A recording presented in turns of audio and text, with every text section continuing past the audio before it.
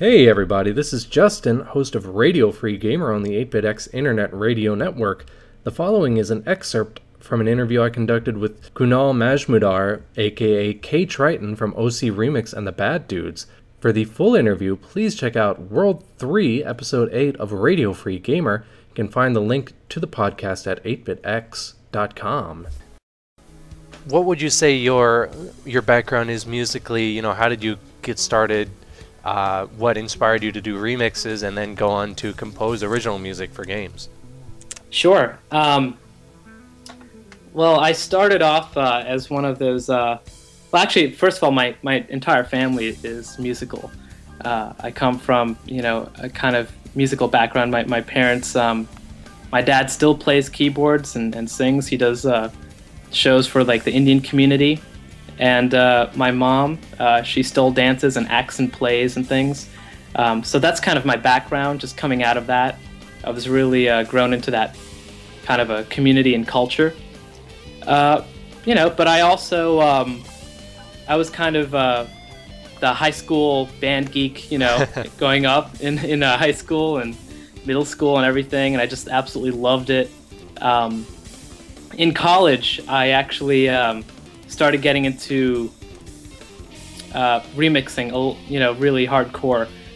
The game that probably got me going with that, I think it was Chrono Trigger, which is an inspirational game for so many people. For me, it was Mitsuda, and I know Yumatsu was on there as well, but Mitsuda's tracks especially were just so cinematic and so texturally rich, and it was something new that I hadn't seen on SNES. So that's really what got me going. The first thing that I ever did was this project. This remix with Christian Picot called "On the Day the World Changed." I have that playing right now, actually. Oh my god! Wow. So actually this was the first remix I ever did, and it was a remix of a Secret of Mana track, or actually several of them. And after that I joined One Up Studios on their Xenogears CD, and it just kind of snowballed from there. I kind of, I met Mustin of One Up Studios and Dale North and a lot of the big players in the remix community, and they kind of just helped me grow as a musician from there. In college, I started working with some of my friends who were in the film program as film directors and producers. And that's kind of, where I got into scoring. So, my friend Alex was really the one to say, hey, why don't you do music for my movie? And I said, sure, I'll take a shot at it. And I loved it. So I kind of started doing film way back in college, and in the past year or so, I've really been focusing on video games.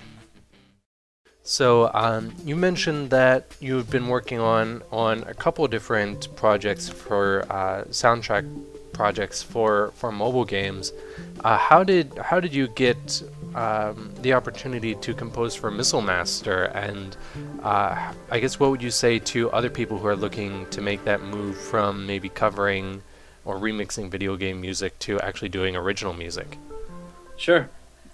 So actually, Missile Master was kind of a lead that Christian gave to me, Christian Picot again, and he was actually had his hands full with some other work, and he was working with Javelin. He had worked with them on one game already. I think it was called Panzer Ant.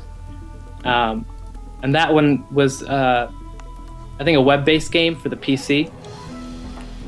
And so he talked to these guys, and he said, well, I have this great friend, Kunal, who's looking to get more into this stuff.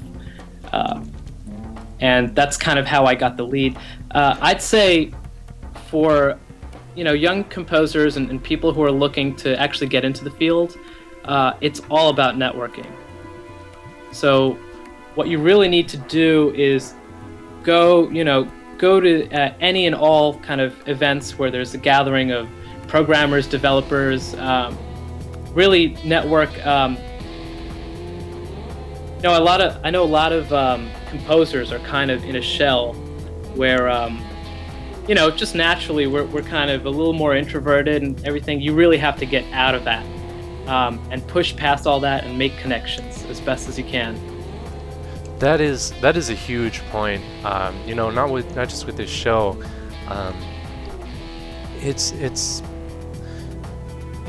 It might seem difficult to go to these trade shows like PAX or GDC and talk with people, but it's so easy. It's what people are there to do, So I had to when we went to PAX East, not this year, but last year, for an example, we would walk up to the booths on the show floor and just say, hey, we're from an internet radio station. Could we talk with people here? And they'd show us one of the executive producers on the game, and it's so easy to just make those connections. All you have to do is just talk with someone, hand them a business card and a follow-up email, and you're in. And you never know what kind of opportunities that can give you. Yeah, and you know what? When you mentioned GDC and there's like E3 and shows like that, people are there to actually make connections. And it's funny you mentioned GDC. I just went there for my first year this year. I'd gone to film events, but this is my first video game event, and I have to say, it's exactly like what you're saying. It's simple to make a connection, and people are there to do just that. So you shouldn't feel guilty or sleazy or anything about selling yourself and walking up to strangers and just talking to them. So a lot of people in the chat are asking about what it's like to be part of 1UP Studios and the Bad Dudes, what it's like to work with them as a group. Oh, the Bad Dudes are fantastic. For anybody that doesn't know, the Bad Dudes were formed a few years ago. I think I want to say 2006 or 7. I can't remember the exact year we were formed. But Mustin kind of pulled us all together, and he called me up and he said, "How's your year been musically?" And I said it was crap. And a couple of other friends are in the same position. So he said, "You know what? We're Bad Dudes. Why are we here like talking to each other on the phone? Let's just put out stuff." So I'm like, "Okay, that works." And it's been a blast ever since. These guys are really, truly amazing people. They're all musicians that I completely admire and respect. And the work that we've put out as a team, I'm just incredibly proud of. The Heroes vs. Villains project, which was OCRemix versus the Bad Dudes album, you were one of the people who headed that one up. So what do you think? How do you think kind of, now that that's out, what do you think about it, and are you happy with how it turned out? And just what do you think of the album overall? Sure, yeah. I think it's fantastic. What the idea was originally, Mustin and I were talking, and I think actually it was Mustin and I and Chris. We're talking and just throwing around ideas for the next album. This is right on the heels of Chronotorious, which was a great success for us. And we were thinking, what is the next thing?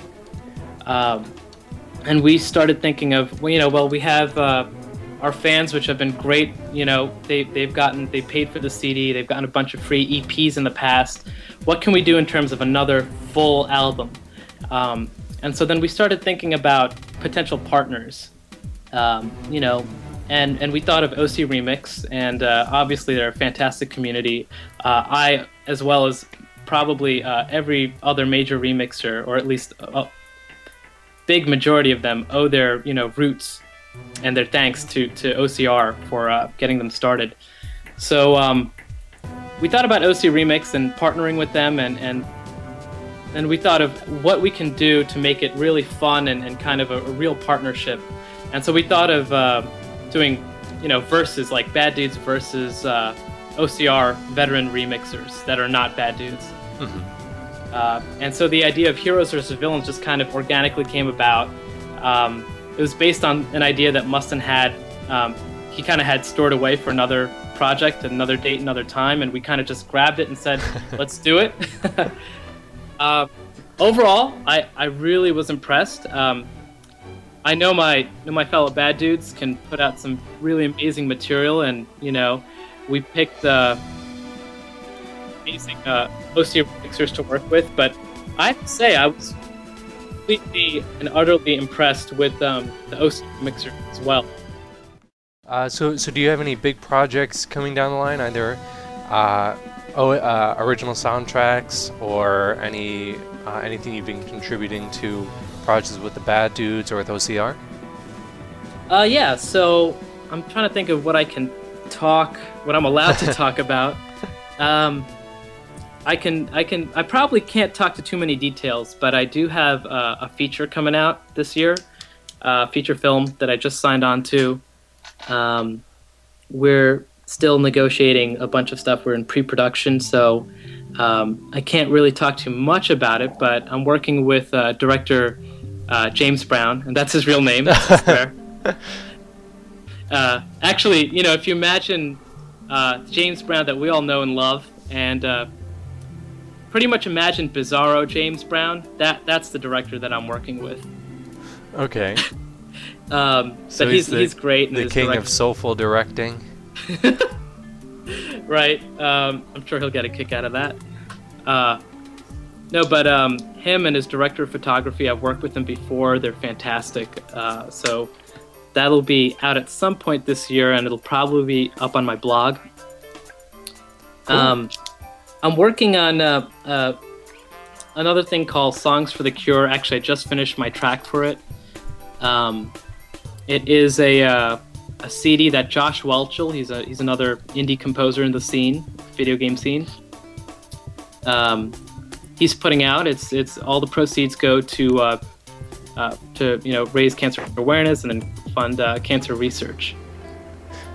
If you guys haven't hit up Songs for the Cure, I know we'll give that some coverage. But Josh Welchel, we've had his music on the show in the past. He's an awesome guy. Met him at MagFest. But yeah, it's cool to hear that you're contributing to that project. There's a lot of great people on that project this year. There's everyone from like Vert/Jake Kaufman to shoot, I'm blanking on his name and he's gonna kill me. But the Unreal Tournament and Deus Ex composer Alexander Brandon. Thank you so much. Alex, yeah. Alex is contributing. There's just a ton of great talent. Danny Baranowski is contributing, just top-notch composers. Anoso is in the chat, and he's probably wounded that you didn't mention him there. He also says that you smell nice, and he dreams of your time at GDC every night. And Matthias. I'm sorry, Matthias. Oh my goodness. Anyway, oh, that sounds like a really cool. I've heard people talk about composing for games and stuff when I have them on the show, but a feature film that must be pretty interesting, and I'm sure that's quite distinct from composing for a game. Yeah, you know what? There are parts of it that are and parts of it that aren't.